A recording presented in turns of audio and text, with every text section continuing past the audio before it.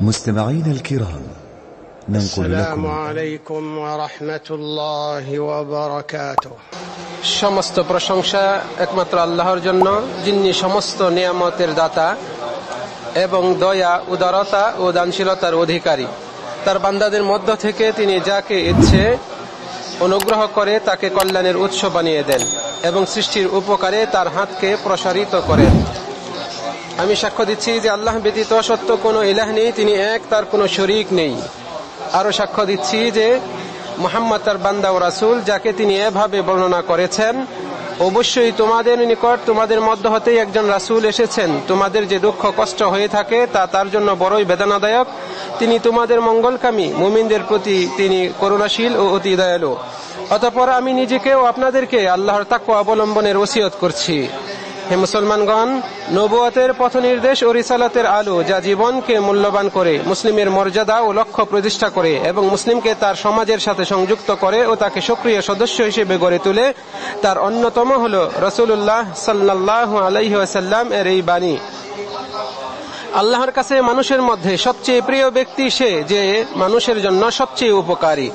আর আল্লাহর কাছে সবচেয়ে প্রিয় কাজ হলো কোনো মুসলিমের মনে আনন্দ সঞ্চারিত করা, তার দুঃখ কষ্ট দূর করা, তার দেনা পরিশোধ করা অথবা তাকে তার ক্ষুধা হতে তাকে মুক্ত করা। মুজাম তাবরানীতে রয়েছে হাদিসটি। এই হাদিসটি মহাবিশ্ব সৃষ্টি এবং জীবন সম্পর্কে মুসলমানের দৃষ্টিভঙ্গিকে সক্রিয়ভাবে সঠিকভাবে পরিচালিত করে, পথ নির্দেশ করে এবং সঠিক দিশা দেয়। এটা এমন একটি হাদিস, আমাদের উচিত তার প্রতিটি অংশ নিয়ে গভীরভাবে চিন্তা করা এবং এর অর্থ উপলব্ধি করা, যাতে ইসলামের স্বাদ এবং এই দিনের মাধুর্য ব্যক্তি ও সমাজের ধমনীতে প্রবাহিত হয়। বিশেষত যখন স্বার্থপরতা ও ব্যক্তিচিন্তা প্রাধান্য পায়, আত্মপ্রেম বেড়ে যায়, অনুভূতিগুলো শীতল হয়ে পড়ে, সম্পর্কগুলো শীর্ণ হয়, আর মুসলিম তার জাতির প্রতি কর্তব্য পালন এবং মাতৃভূমি ও সমাজে অবদান রাখার ব্যাপারে উদাসীন হয়ে পড়ে। সর্বশ্রেষ্ঠ মর্যাদা যা মুসলিম ব্যক্তি অর্জন করতে পারে তা হল আল্লাহর কাছে সবচেয়ে প্রিয় মানুষ হওয়া, আল্লাহর দিকে দ্রুত অগ্রসরমান এবং তার সন্তুষ্টি অন্বেষণকারীদের জন্য সবচেয়ে বড় প্রেরণা হল অন্যের মুখে হাসি ফোটানো, দুঃখী মানুষের কষ্ট লাঘব করা এবং অভাবীকে সাহায্য প্রদান করা। এই ধরনের রব্বানী ও নববী নির্দেশনার মাধ্যমে ইসলাম তার অনুসারীদের দানশীলতার শিক্ষা দেয় এবং প্রতিটি মুসলিমকে এমন একটি উৎসে পরিণত করে যা কল্যাণ ও দানে পরিপূর্ণ। যে ব্যক্তি এই পথে এগিয়ে যায় তার জীবন প্রসারিত হয়, তার হৃদয় প্রশান্তি লাভ করে এবং তার উপর বরকত নেমে আসে। কাজেই পরোপকার হলো সফলতার গোপন চাবি এবং দুনিয়া ও আখিরাতে গ্রহণযোগ্যতার দ্বার। যে ব্যক্তি উপকার করতে চায় তার জন্য সবচেয়ে বেশি প্রয়োজন হলো সৎ নিয়ত, তীক্ষ্ণ বুদ্ধি এবং উচ্চ মনোবল, যাতে সে ভালো কাজগুলোকে ভালোবাসতে পারে এবং তা অন্যদের কাছে পৌঁছাতে পারে। সুতরাং এই সম্মানের যোগ্য হবার জন্য তার অর্থ বা সম্পদের প্রয়োজন নেই। আমাদের বুঝতে হবে যে যা কিছু মানুষের দুনিয়া ও আখিরাতের জীবনকে উন্নত করতে সাহায্য করে তাই সম্প্রসারিত উপকার। মূলত উপকারের দ্বার কোনো সংকীর্ণ পরিসরে অথবা বিশেষ কোনো ক্ষেত্রে সীমাবদ্ধ থাকে না। যদি আমরা কিছু সময়ের জন্য নবুয়তের উদ্দেশ্য নিয়ে গভীরভাবে চিন্তা করি, তবে দেখতে পাবো যে এটি সৃষ্টিকুলকে উপকৃত করে এবং তাদেরকে শিরক থেকে ইসলামের আলোর দিকে পরিচালিত করার জন্য প্রণয়ন বা বিধিবদ্ধ করা হয়েছে। সত্যি নবী ও সৎ ব্যক্তিগণ আমাদের জন্য জীবনের মহান প্রকল্পের অমূল্য উদাহরণ রেখে গেছেন, যার জন্য তারা তাদের জীবন উৎসর্গ করেছেন। প্রতিটি নবী তার জাতিকে আল্লাহর একত্বের দিকে আহ্বান করেছেন এবং তারা এমন দিক নির্দেশনা ও হেদায়েতের মশাল প্রতিষ্ঠিত করেছিলেন যা পরবর্তী প্রজন্মকে পথ প্রদর্শন করেছে। আল্লাহর নবী নূহ আলাইহিস সালাম তার জাতির জন্য নাজাতের নৌকা তৈরি করেন। ইব্রাহিম আলাইহিস সালাম আল্লাহর আহ্বানে সাড়া দিয়ে কাবা ঘর নির্মাণ করেন, যা ভবিষ্যৎ প্রজন্মের তাওহীদ ও ইবাদতের জন্য কিবলা হিসেবে প্রতিষ্ঠিত হয়। আর আমাদের নবী মুহাম্মদ সাল্লাল্লাহু আলাইহি সাল্লাম তার উম্মতকে সুস্পষ্ট পথের উপর রেখে গেছেন, যার রাত দিনের মতো স্পষ্ট। যে কেউ এই পথ থেকে বিচ্যুত হয় সে ধ্বংসপ্রাপ্ত হয়। এবং এতে তিনি উত্তম চরিত্র, নৈতিক মূল্যবোধ ও সৎকর্মের মূলনীতি প্রতিষ্ঠা করেছেন। যখন তিনি হেরা গুহা থেকে ফিরে এসেছিলেন, তার নিকট সেই গুহায় আগত ফেরেশতার কারণে তার উপর বিস্ময়ের ছাপ ছিল। তিনি খাদিজা রাদিয়াল্লাহু আনহাকে বলেছিলেন, আমি আমার জীবনের আশঙ্কা করছি। তখন খাদিজা রাদিয়াল্লাহু আনহা তাকে বললেন, কখনো নয়, আশাবাদী হন, আল্লাহ কখনো আপনাকে অপমানিত করবেন না। আপনি তো সম্পর্ক রক্ষা করেন, সত্য কথা বলেন, দুর্বলের বোঝা বহন করে দেন, দরিদ্রদের সহায়তা প্রদান করেন, অতিথি আপ্যায়ন করেন এবং সত্যের পথে বিপদগ্রস্তকে সাহায্য করেন। সহিহ বুখারী ও মুসলিমের হাদিস। উক্ত অবস্থাগুলো অন্যদের জন্য বিস্তৃত উপকারে পরিপূর্ণ ছিল এবং আল্লাহর ইচ্ছাই এগুলো নবী সাল্লাল্লাহু আলাইহি ওয়াসাল্লামকে অপমান, দুঃখ বা ক্ষতি থেকে রক্ষা করেছিল, যা তাকে আঘাত করতে পারত। ইমাম আহমদ রাহিমাহুল্লাহ তার আল জুহুদ গ্রন্থে বলেছেন, সারগর্ভ উক্তি হিসেবে বলা হতো যে সৎকর্ম ব্যক্তিকে উঁচুতে তুলে যদি সে হুচুট খায়, আর যদি পড়ে যায় তখন সেটি তার জন্য অবলম্বন হিসেবে কাজ করে। সাহাবীগণ নবী সাল্লাল্লাহু আলাইহি ওয়াসাল্লাম থেকে এই শিক্ষাই গ্রহণ করেছিলেন এবং তা ভালোভাবে হৃদয়ে ধারণ করেছিলেন। তারা মানুষের উপকার সাধনে সর্বোচ্চ দৃষ্টান্ত স্থাপন করে গিয়েছেন। প্রত্যেক সাহাবী আল্লাহ প্রদত্ত সক্ষমতা ও প্রতিভাকে জীবনের প্রকল্পগুলোতে কাজে লাগিয়েছিলেন, যা মুসলিম উম্মতের উপর চিরস্থায়ী প্রভাব ফেলেছিল। নবী সাল্লাল্লাহু আলাইহি ওয়াসাল্লামের মৃত্যুর পর উম্মত অনেক বড় চ্যালেঞ্জের সম্মুখীন হয়েছিল। তার মধ্যে অন্যতম ছিল কিছু গোত্রের ইসলাম ত্যাগ। তবে আবু বকর রাদিয়াল্লাহু আনহু ইসলামকে তার মর্যাদায় ও শক্তিতে ফিরিয়ে এনেছিলেন, ফলে তার প্রচেষ্টা উম্মতের স্থিতিশীলতা প্রতিষ্ঠিত করতে সহায়ক ছিল। ওসমান রাদিয়াল্লাহু আনহু উম্মতের পক্ষ থেকে একটি ফরজে কিফায়ার দায়িত্ব পালন করেন। তিনি পবিত্র কুরআনকে একটি মুসহাফে সংকলন করেন এবং সকল ইসলামী ভূখণ্ডে তা বিতরণ করতে আদেশ দেন, যাতে কুরআন বিকৃতি থেকে সুরক্ষিত থাকে এবং উম্মতের জন্য আল্লাহর কিতাবের অভিন্ন উৎস নিশ্চিত হয়। ফলে এই উদ্যোগের বিরাট প্রভাব, যা বর্তমান সময় পর্যন্ত বিস্তৃত রয়েছে, এমনকি কিয়ামত অবধি তা অব্যাহত থাকবে। বিশিষ্ট সাহাবী আব্দুর রহমান বিন আউফ রাদিয়াল্লাহু আনহু ছিলেন একজন ধনাঢ্য সাহাবী এবং আল্লাহর রাস্তায় অধিক খরচকারী। এমনকি তিনি মুসলিমদের প্রয়োজন জানার পর খাদ্য ও রসদ সম্বলিত একটি পূর্ণাঙ্গ কাফেলা আল্লাহর রাস্তায় সদকা করে দিয়েছিলেন। সুতরাং তিনি তার প্রাচুর্যকে, তার সম্পদকে মানুষের উপকার ও তাদের কষ্ট লাঘবের কাজে ব্যবহার করেছিলেন। আরেকজন সম্মানিত সাহাবী মুসআব বিন উমাইর রাদিয়াল্লাহু আনহু, যাকে নবী সাল্লাল্লাহু আলাইহি ওয়াসাল্লাম হিজরতের পূর্বে মদিনায় পাঠিয়েছিলেন মদিনাবাসীদেরকে ইসলাম শিক্ষা দেওয়ার জন্য। ফলে দাওয়াতি ও শিক্ষা ক্ষেত্রে তার ব্যাপক অবদান ছিল। আনাস বিন মালিক রাদিয়াল্লাহু আনহু, যিনি নবী সাল্লাল্লাহু আলাইহি ওয়াসাল্লামের 10 বছর খেদমত করেছিলেন, তিনি নবী সাল্লাল্লাহু আলাইহি ওয়াসাল্লামের কাছ থেকে যা শিখেছিলেন জীবনভর পরবর্তী প্রজন্মকে তার শিক্ষা দিয়ে গিয়েছেন। ফলে নবীর সিরাত ও হাদিস বর্ণনায় তার উপকারিতা ও অবদান ছিল অপরিসীম। বস্তুত উম্মতের কল্যাণ সাধন বিভিন্ন ধরনের এবং নানা প্রকারের হয়ে থাকে। কখনো তা ইসলামের বিস্তার ও উচ্চ মূল্যবোধ প্রতিষ্ঠার মাধ্যমে হয়ে থাকে, আবার কখনো নির্যাতিতদের আশ্রয় প্রদান এবং দরিদ্র ও মিসকিনদের সহায়তার মাধ্যমে হয়ে থাকে। কখনো বা মসজিদ নির্মাণ এবং কোরআনুল কারীম হিফজের প্রতিষ্ঠান ও জনকল্যাণমূলক সংস্থাকে আর্থিক সহযোগিতার মাধ্যমেও হয়ে থাকে। আবার কখনো সে যে দেশে বসবাস করে, হাওয়া গ্রহণ করে, ঝর্ণা ধারায় সিক্ত হয়, সে দেশে বিভিন্ন সংস্থা স্থাপনে অংশগ্রহণ করা, তার উন্নয়ন অগ্রগতিতে অবদান রাখা, তার সমৃদ্ধিতে অংশগ্রহণ, স্থিতিশীলতা এবং বন্ধন সুদৃঢ়করণে কাজ করার মাধ্যমে মাতৃভূমির কল্যাণে অবদান রাখার মাধ্যমেও হতে পারে। মানুষের মাঝে এমন অনেক লোক রয়েছে যারা নিজের জীবনকে জনস্বার্থে কল্যাণকর প্রকল্পে পরিণত করে। সে সময় ও স্থানের সীমা অতিক্রমকে তার চোখের সামনে রাখে, ফলে সে প্রজন্মের পর প্রজন্মের কল্যাণের মাধ্যমে পরিণত হয়।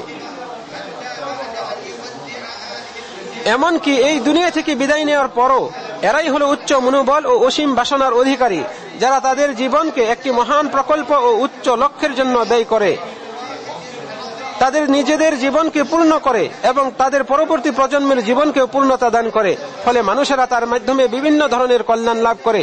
তাই সে শিক্ষা, অর্থনীতি, স্বাস্থ্য, কল্যাণ উপকার, উন্নয়ন ও বিনির্মাণের যে কোনো ক্ষেত্রে সেবা প্রদানের মাধ্যমে সমাজের মান উন্নয়নে সর্বদা প্রচেষ্টা করে। জীবনের প্রকল্প যদিও তা ছোট হয়, কিন্তু বিশুদ্ধ নিয়তের মাধ্যমে তা বিশাল আকার ধারণ করে। এই প্রকল্প এমন একটি বার্তা যা ওই ব্যক্তি সারা জীবন বয়ে বেড়ায়, জীবনের প্রতিটি মুহূর্তে তার জন্য কাজ করে। এর বাস্তবায়নে সে তার সময়, প্রচেষ্টা ও অর্থ ব্যয় করে, যেন এর প্রভাব তার মৃত্যুর পরও চলমান থাকে এবং এর কল্যাণ ও প্রতিদান যেন নেকির পাল্লাকে ভারী করে। মূলত যে ব্যক্তি তার নিয়তকে বিশুদ্ধ করবে এবং তার লক্ষ্য হবে রবকে সন্তুষ্ট করা, সে তার লক্ষ্যে সফল হবে এবং আল্লাহ তাআলা তার প্রচেষ্টায় বরকত দান করবেন।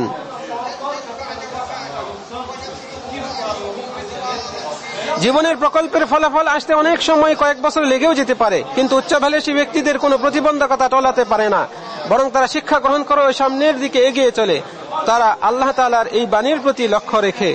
আর আপনি ধৈর্য ধারণ করুন, কারণ নিশ্চয়ই আল্লাহ সৎকর্মশীলদের প্রতিদান নষ্ট করেন না। মূলত ধৈর্যই হলো কর্মস্পৃহার প্রদীপ জ্বালিয়ে রাখার জ্বালানি, যা এর অধিকারীকে স্থায়িত্ব ও অবিচলতার শক্তি দান করে।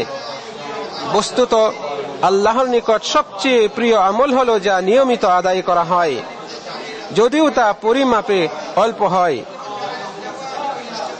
অনেক সময় দেখা যায় ছোট একটি আমল, অথচ তার বিরাট প্রভাব যুগ যুগ ধরে অবশিষ্ট থাকে। আমাদের বর্তমান যুগে দেখা যায় যে স্থায়ী প্রকল্পের মালিকগণই মানুষের জীবনের পার্থক্য রচনা করেন। এমন কত লোক রয়েছে যারা শিক্ষা প্রতিষ্ঠান ও বিশ্ববিদ্যালয় প্রতিষ্ঠা করেছে, আবার অনেকে হাসপাতাল বিনির্মাণ করেছে, অনেকে শিক্ষা ও জ্ঞানের উৎকর্ষ সাধনে অবদান রাখছেন, আবার অনেকে আছেন যারা শিক্ষা বিস্তার, মূল্যবোধ প্রতিষ্ঠা ও আল্লাহর রাস্তায় দাওয়াতি ক্ষেত্রে ভূমিকা রেখে চলেছেন। ইতিহাসে তাদের নাম অমর হয়ে থাকবে এবং মহান রব তাদের প্রতিদান সংরক্ষণ করে রাখবেন। এজন্য নয় যে তারা তাদের ব্যক্তিগত সম্মান অনুসন্ধান করেছে, বরং এজন্য যে তারা মানুষের কল্যাণ সাধন এবং দেশ ও জাতির উন্নয়নকে প্রাধান্য দিয়েছে। আর মানুষের এই কর্মগুলোই তার মৃত্যুর পরও চলমান থাকে, যেমনটি নবী মুহাম্মদ সাল্লাল্লাহু আলাইহি ওয়াসাল্লাম বলেছেন, যখন মানুষ মারা যায় তখন 3 প্রকার আমল ব্যতীত তার সকল আমল বন্ধ হয়ে যায়।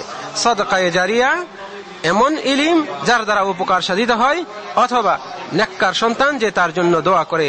সহিহ মুসলিমে রয়েছে হাদিসটি। আমি আল্লাহর কাছে ক্ষমা প্রার্থনা করছি আমার জন্য, আপনাদের জন্য, আপনারাও তার কাছে ক্ষমা প্রার্থনা করুন। নিশ্চয়ই তিনি পরম ক্ষমাশীল এবং পরম দয়ালু। সমস্ত প্রশংসা আল্লাহর জন্য, যিনি আমাদেরকে শূন্য থেকে সৃষ্টি করেছেন এবং তার বান্দাদের অসীম নিয়ামতে পূর্ণ করেছেন। আমি সাক্ষ্য দিচ্ছি যে আল্লাহ ছাড়া সত্য কোনো উপাস্য নেই, তিনি এক, তার কোনো শরীক নেই, যিনি কলম দ্বারা শিক্ষা দিয়েছেন। আমি আরো সাক্ষ্য দিচ্ছি যে আমাদের নেতা ও নবী মুহাম্মদ আল্লাহর বান্দা ও রাসূল, যিনি আমাদের অক্ষমতা, অলসতা এবং বার্ধক্য থেকে আশ্রয় গ্রহণের শিক্ষা দিয়েছেন। আল্লাহ তাআলা তার উপর এবং তার পরিবার ও সাহাবাদের উপর শান্তি, রহমত ও বরকত নাজিল করুন, যারা সর্বোচ্চ মর্যাদা ও শিখরে পৌঁছেছেন। অতঃপর আমি নিজেকেও আপনাদেরকে আল্লাহর তাকওয়া অবলম্বনের ওসিয়ত করছি। এই যুগে যখন ঘটনা প্রবাহ দ্রুত পরিবর্তিত হয় এবং স্বার্থগুলো একে অপরের সাথে ওতপ্রোতভাবে যুক্ত থাকে, তখন আমরা বুঝতে পারি যে সমাজকে উন্নত করা এবং এমন উদ্যোগ গ্রহণ করা যা দেশকে অগ্রসর করে ও উম্মতের শক্তি বৃদ্ধি করে, এই মহৎ মূল্যবোধগুলোকে পুনর্জীবিত করার প্রয়োজনীয়তা কতটা গভীর। উম্মত আজ এমন প্রতিটি কল্যাণকর প্রচেষ্টা ও উদ্যোগের প্রয়োজন বোধ করছে যা ভবিষ্যৎ প্রজন্মের জন্য কল্যাণ বয়ে আনে। যেমন আল্লাহ তাআলা এই বাণীতে বলেছেন, তোমরা তোমাদের নিজেদের জন্য ভালো যা কিছু অগ্রিম পাঠাবে তোমরা তা পাবে আল্লাহর কাছে, তা উৎকৃষ্টতর এবং পুরস্কার হিসেবে মহত্তর হিসেবে। অতঃপর আল্লাহর বান্দাগণ, আপনারা হেদায়েতের রাসূলের প্রতি দরুদ পাঠ করুন, কেননা আল্লাহ তা করতে আপনাদেরকে নির্দেশ দিয়ে কোরআনে বলেছেন, নিশ্চয়ই আল্লাহ নবীর প্রশংসা করেন এবং তার ফেরেশতাগণ নবীর জন্য দোয়া ইস্তেগফার করেন। হে ঈমানদারগণ, তোমরাও নবীর উপর দরুদ পাঠ করো এবং তাকে যথাযথভাবে সালাম জানাও। হে আল্লাহ, আপনি মুহাম্মাদের উপর, তার বংশধরের উপর এবং সমস্ত সাহাবীর উপর সালাত নাজিল করুন। হে আল্লাহ, আপনি খুলাফায়ে রাশিদা আবু বকর, উমর, উসমান, আলী এর উপর সন্তুষ্ট হন, আহলে বাইত ও সমস্ত সাহাবীর প্রতি সন্তুষ্ট হন এবং আপনার ক্ষমা, বদান্যতা, অনুগ্রহে আমাদেরকেও তাদের সাথে সংযুক্ত করুন। হে আল্লাহ, ইসলাম ও মুসলমানদেরকে সম্মানিত করুন, কুফর ও কাফিরদের অপদস্থ করুন। হে আল্লাহ, আপনি ইসলাম ও মুসলমানদেরকে সম্মানিত করুন, কুফর ও কাফিরদের অপদস্থ করুন। হে আল্লাহ, আপনার ও দ্বীনের শত্রুদেরকে ধ্বংস করুন এবং এই দেশ সহ সমগ্র মুসলিম বিশ্বকে নিরাপদ ও শান্তিময় করুন। হে আল্লাহ, আমরা আপনার নিকট জান্নাত প্রার্থনা করছি এবং ওই সমস্ত কথা ও আমল যা জান্নাতের নিকটবর্তী করে দেয়। আপনার নিকট জাহান্নাম থেকে আশ্রয় প্রার্থনা করছি এবং ওই সমস্ত কথা ও আমল থেকে যা জাহান্নামের নিকটবর্তী করে দেয়। হে আল্লাহ, আমরা আপনার নিকট যাবতীয় কল্যাণ কামনা করছি, যা তাড়াতাড়ি আসে, যা বিলম্বে আসে, যা আমাদের জানা আছে, যা আমাদের জানা নেই। আর আমরা যাবতীয় মন্দ হতে আপনার নিকট আশ্রয় প্রার্থনা করছি, যা দ্রুত আগমনকারী, যা বিলম্বে আগমনকারী, যা আমরা জানি আর যা জানি না। হে আল্লাহ, আমাদেরকে সাহায্য করুন, আমাদের বিরুদ্ধে নয়। আমাদের বিজয়ী করুন, আমাদের বিপক্ষে নেই। আমাদের পক্ষে কৌশল করুন, আমাদের বিপক্ষে নয়। এবং আমাদেরকে সঠিক পথ দেখানো আমাদের জন্য তা সহজ করে দিন। আর যারা আমাদের উপর সীমা লঙ্ঘন করে তাদের উপর আমাদেরকে বিজয়ী দান করুন। হে আল্লাহ, ফিলিস্তিনিদের উপর কি বিপদ ও দুঃখ দুর্দশাই নেমে এসেছে, যা আপনি জানেন এবং আপনি তা দূর করতে সক্ষম। অতএব হে আল্লাহ, আপনি তাদের উপর আপতিত বিপদ দূর করে দিন। হে আল্লাহ, তারা অনাহারী, তাদের আহারের ব্যবস্থা করে দিন। তারা বস্ত্র ও পাদকাহীন, তাদের পোশাক ও বাহনের ব্যবস্থা করে দিন। তারা নির্যাতিত, তাদেরকে সাহায্য করুন। হে আল্লাহ, আপনি তাদেরকে আপনার ও তাদের শত্রু বর্বর ইহুদীদের বিরুদ্ধে বিজয় দান করুন। হে আল্লাহ, আপনি ছাড়া সত্য কোনো উপাস্য নেই। আপনি অমুখাপেক্ষী এবং আমরা দরিদ্র, আমরা মুখাপেক্ষী। আমাদের উপর বৃষ্টি বর্ষণ করুন, আমাদেরকে নিরাশ করবেন না। হে আল্লাহ, আমাদেরকে বৃষ্টি দিন। হে আল্লাহ, আমাদেরকে সাহায্য করুন, আমাদেরকে বৃষ্টি দিন। হে আল্লাহ, আমাদের উপর রহমতের বৃষ্টি বর্ষণ করুন। শাস্তি বা বিপদ বা ধ্বংস বা প্লাবন এ জাতীয় বৃষ্টি নয়। হে আল্লাহ, আপনি আমাদেরকে বৃষ্টি দিন। হে আল্লাহ, আপনি আমাদেরকে বৃষ্টি দিন, রহমতের বৃষ্টি, এমন বৃষ্টি যা দ্বারা আপনি জনপদকে সজীব করবেন, আপনার বান্দাদেরকে উদ্ধার করবেন এবং তা শহর ও গ্রামাঞ্চলে উপস্থিত দিবেন। আপনি আপনার বিশেষ দয়া আমাদেরকে এই বৃষ্টি দান করুন। হে আল্লাহ, আমাদের শাসক হারামাইনের খাদেমকে আপনার পছন্দনীয় ও সন্তোষজনক কাজের তৌফিক দিন। তার নায়েবকে যাবতীয় ভালো কাজের তৌফিক দিন এবং তাদের দ্বারা ইসলাম ও মুসলিমদের উপকৃত করুন। আপনি সকল মুসলিম শাসককে আপনার কিতাব ও নবীর সুন্নাহ অনুযায়ী আমল করা তৌফিক দিন। হে বিশ্বজাহানের প্রতিপালক, হে আমাদের রব, আমাদেরকে দুনিয়ায় কল্যাণ দিন, আখিরাতেও কল্যাণ দিন এবং আমাদেরকে জাহান্নামের আযাব থেকে রক্ষা করুন। নিশ্চয়ই আল্লাহ ইনসাফ, সদাচার ও নিকট আত্মীয়দের দান করার আদেশ দেন এবং তিনি অশ্লীলতা, মন্দ কাজ ও সীমালঙ্ঘন থেকে নিষেধ করেন। তিনি তোমাদেরকে উপদেশ দেন যাতে তোমরা উপদেশ গ্রহণ করো। কাজেই আপনারা সুবহান আল্লাহর স্মরণ করুন, তিনি আপনাদের স্মরণ করবেন এবং তার নিয়ামতের শুকরিয়া আদায় করুন, তাহলে তিনি নিয়ামত বৃদ্ধি করে দিবেন। আর আল্লাহর স্মরণই সর্বশ্রেষ্ঠ, আর আপনাদের কর্মের বিষয়ে তিনি সম্যক অবগত।